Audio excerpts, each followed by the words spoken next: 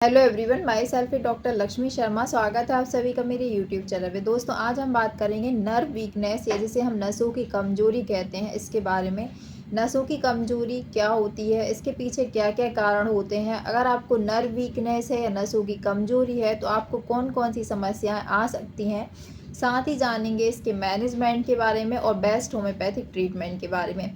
इसके पहले दोस्तों, अगर आप मेरे चैनल पर नए हैं या वीडियो को अगर पहली बार देख रहे हैं तो बेल आइकन को प्रेस करके चैनल को सब्सक्राइब जरूर कर लें। वीडियो बहुत ही इंफॉर्मेटिव है, इसलिए वीडियो को बिना स्किप किए एंड तक जरूर देखें। तो चलिए शुरू करते हैं। नर्व वीकनेस को हम न्यूरोपैथी के नाम से जानते हैं। नर्व वीकनेस या नसों की कमजोरी उस समस्या को कहा जाता है जब आपकी नसों की ताकत यानी नर्व स्ट्रेंथ कम होती है, साथ साथ नर्व का फंक्शंस यानी कि नर्व की कार्य क्षमता जो है घट जाती है। तो उस कंडीशन को हम नर्व वीकनेस के नाम से जानते हैं। नर्व वीकनेस के पीछे बहुत सारे कारण होते हैं।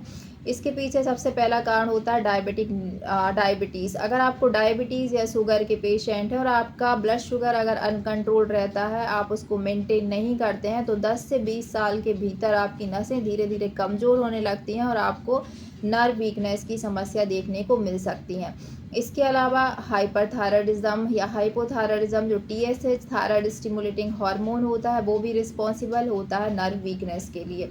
तीसरा कारण इसका हो सकता है कि आपको कोई इंजरी या चोट लग गई है, यानी स्पाइनल कॉर्ड में कोई इंजरी के कारण भी आपको नर्व में वीकनेस देखने को मिल सकती है। ब्रेन में कोई इंजरी है, उसके कारण भी आपको नर्व वीकनेस देखने को मिल सकती है। इसके अलावा बहुत सारे कारण होते हैं, जैसे विटामिन B12 की डेफिशिएंसी है, जो कि बहुत मेन रोल प्ले करता है। विटामिन B12 नसों को स्ट्रेंथन प्रोवाइड करने में इसकी डेफिशिएंसी होती है तो नसें कमज़ोर हो जाती हैं। विटामिन D की डेफिशिएंसी से भी नसों में वीकनेस देखने को मिलती है। इसके अलावा आपको कोई भी ऑटो इम्यून डिजीज़ है, जैसे रूमेटिक आर्थराइटिस की समस्या है, यानी गठिया की प्रॉब्लम है, या फिर आपको अगर ल्यूपस की प्रॉब्लम है, या फिर आपको मल्टीपल स्क्लेरोसिस है, तो ये सभी कंडीशंस में भी आपको न्यूरोलॉजिकल प्रॉब्लम्स यानी नर्व वीकनेस देखने को मिल सकती है। और भी इसके पीछे बहुत सारे कारण होते हैं, फैमिली हिस्ट्री भी हो सकती है इसके पीछे। तो ये सभी बहुत सारे फैक्टर्स जो होते हैं वो रिस्पॉन्सिबल होते हैं नर्व वीकनेस के लिए।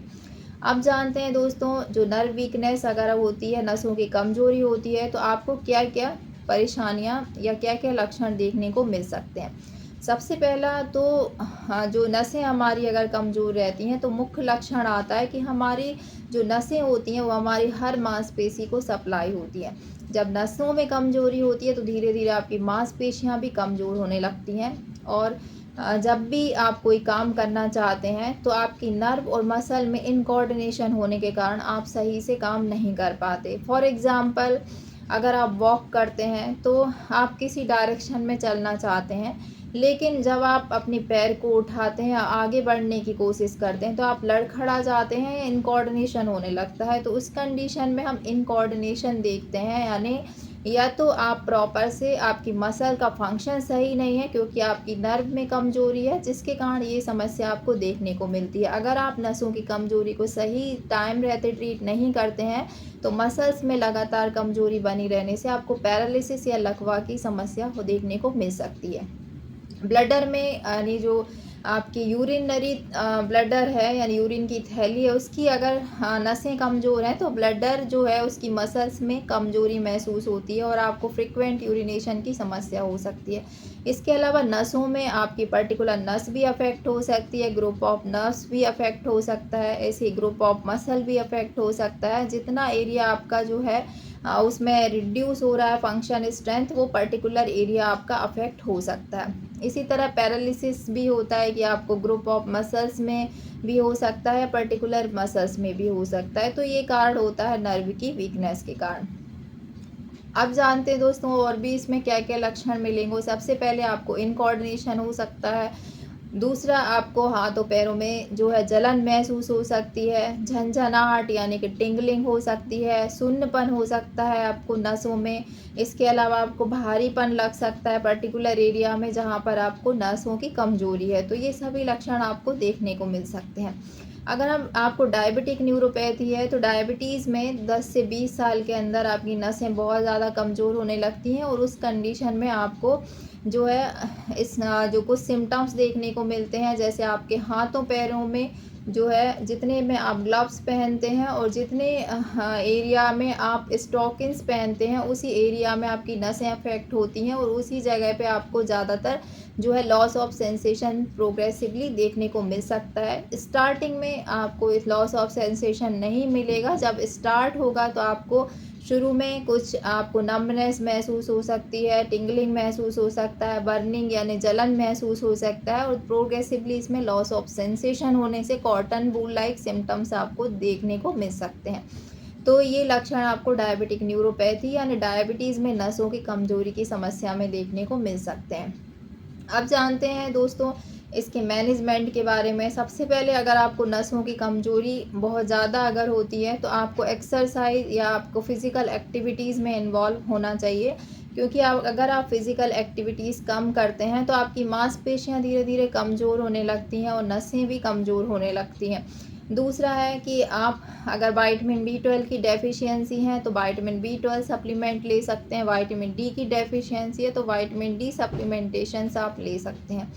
इसके अलावा आप जो है नट्स एंड सीड्स का भी यूज़ कर सकते हैं, क्योंकि जो मैग्नीशियम होता है वो एक इम्पॉर्टेंट रोल प्ले करता है न्यूरोलॉजिकल प्रॉब्लम्स में और नर्व के कंडक्शन में। अगर मैग्नीशियम की डेफिशिएंसी होती है तब भी आपको नर्व के फंक्शंस में डिस्टरबेंस होता है। तो इसके लिए जैसे जो नट्स होते हैं, आलमंड्स है या फिर जो हाँ कैश्यूज़ हैं, पिस्ता है, ये सभी आप इस्तेमाल कर सकते हैं। इसके अलावा आप पम्पकिन सीड इस्तेमाल कर सकते हैं, चिया सीड्स इस्तेमाल कर सकते हैं, जो विटामिन ई से रिच होने के साथ साथ ये ओमेगा 3 फैटी एसिड से भी रिच होते हैं। साथ ही साथ ये जो है मैग्नीशियम से भी रिच होते हैं, जो कि आपकी नसों की कमजोरी को दूर करने में काफ़ी हेल्पफुल होते हैं।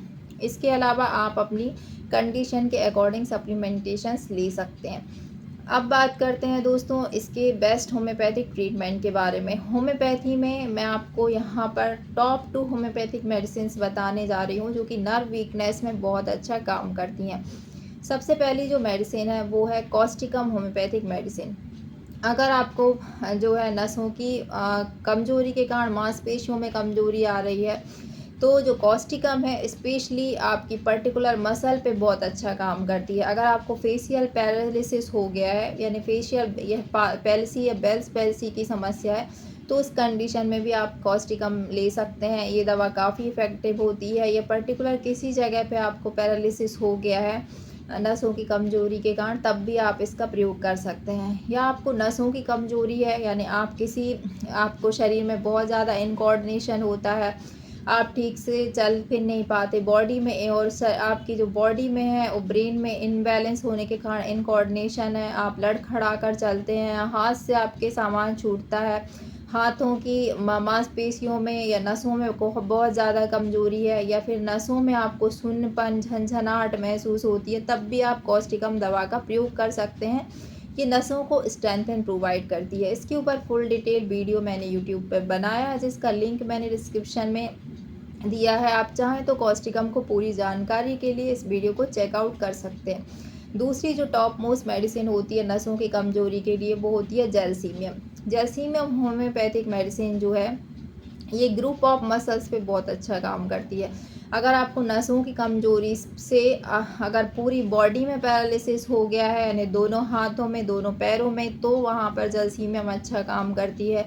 या फिर आपको जो है पैरालिसिस आधे पार्ट पे हुआ है बॉडी के, राइट साइड या लेफ़्ट साइड किसी भी साइड में हुआ है, तब भी अच्छा काम करती है। इसके अलावा आपको पैरालिसिस के अलावा अगर आपको नसों की कमजोरी है, जैसे आप चलते चलते बहुत ज़्यादा लड़खड़ाते हैं या हाथ से सामान छूटता है, तो इस कंडीशन में भी आप ले सकते हैं, क्योंकि अगर आपको नस में बहुत ज़्यादा वीकनेस है तब भी आप इसका प्रयोग कर सकते हैं। ये जो जैल्सीमियम है ग्रुप ऑफ मसल्स पे बहुत अच्छा काम करती है, और जो कॉस्टिकम होम्योपैथिक मेडिसिन है वो पर्टिकुलर मसल्स पे, पर्टिकुलर नर्व्स पे बहुत अच्छा काम करती है। जैल्सीमियम इसके अलावा आपकी जो है सभी प्रकार की, जैसे आपको टोसिस है यानी कि आईलिड्स की मसल वीक होने के कारण आपकी जो है पलकों में पैरालिसिस हो गया, उस कंडीशन में भी बहुत अच्छा काम करती है। गले की मसल में पैरालिसिस हो गया तब भी अच्छा काम करती है। रेक्टल मसल का पैरालिसिस है जिससे आपका जो कॉन्स्टिपेशन की प्रॉब्लम बनी रहती है, तो उस कंडीशन में भी अच्छा काम करती है। ब्लडर का पैरालिसिस है या ब्लडर मसल बहुत वीक है, यानी जितनी ओवरऑल जो नर्व्स हैं उनकी कमजोरी के कारण अगर आपको मसल्स वीकनेस है, तब आप जैल्सीमिया होम्योपैथिक दवा का प्रयोग कर सकते हैं। आपकी नर्व्स को भी स्ट्रेंथन प्रोवाइड करती है, आपको मसल्स को भी स्ट्रेंथन प्रोवाइड करती है।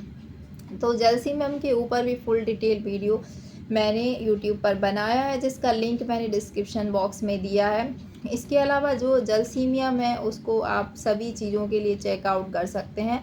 अब मेन बात पे आते हैं कि जो पेरिफेरल न्यूरोपैथीज़ होती है उसमें भी जैल्सीमियम बहुत इम्पोर्टेंट रोल प्ले करती है। अभी अगर आपको हाथों पैरों में बहुत ज़्यादा वीकनेस बनी रहती है नसों की कमजोरी के कारण, और इसके अलावा हाथों पैरों में आपको झंझनाहट महसूस होती है, सुन्नपन लगता है या भारीपन लगता है, आपको ऐंठन होती है, तो ये सभी केसेस में आप इस जैल्सीमियम होम्योपैथिक दवा का प्रयोग कर सकते हैं। तो जैल्सीमियम को हमेशा अगर आप प्रयोग कर रहे हैं तो इसको लोअर पोटेंसीज में प्रयोग करें। As per William boric materia Medica के अकॉर्डिंग, डॉक्टर विलियम बोरिक जो हैं होम्योपैथ हैं, उन्होंने ये बताया है कि ये लोअर पोटेंसीज में इसके एक्शन काफ़ी अच्छे को देखने को मिलते हैं। और कॉस्टिकम होम्योपैथिक मेडिसिन को आप हायर पोटेंसी में यूज़ करें तो ये बेनिफिशियल होती है। कॉस्टिकम को आप 200 पावर में इस्तेमाल कर सकते हैं। 2-2 बूंद सुबह शाम दिन में 2 बार प्रयोग करें। अगर आपको ज़्यादा सीवियर कंडीशन है तो 2 से ढाई महीने आप प्रयोग कर सकते हैं कॉस्टिकम को। और जैल्सीमियम को भी अगर आपको इस तरह की न्यूरोलॉजिकल प्रॉब्लम्स है तो आपको 2 से ढाई महीने आप उसको सेफली जो है यूज़ कर सकते हैं। ये काफ़ी सेफ़ होती हैं मेडिसिन, इनके कोई साइड इफ़ेक्ट भी नहीं होते और ये आपकी नर्व वीकनेस को पूरी तरह से सॉल्व करने में काफ़ी हेल्पफुल होती हैं। मुझे उम्मीद है दोस्तों आज का वीडियो आपको ज़रूर पसंद आया होगा। वीडियो पसंद आए तो वीडियो को लाइक शेयर करना ना भूलें। चैनल पर नए हैं तो चैनल को सब्सक्राइब ज़रूर कर लें। मिलते हैं नेक्स्ट वीडियो में इसी तरह के और अपडेट्स के साथ। तब तक के लिए bye bye. Thanks for watching.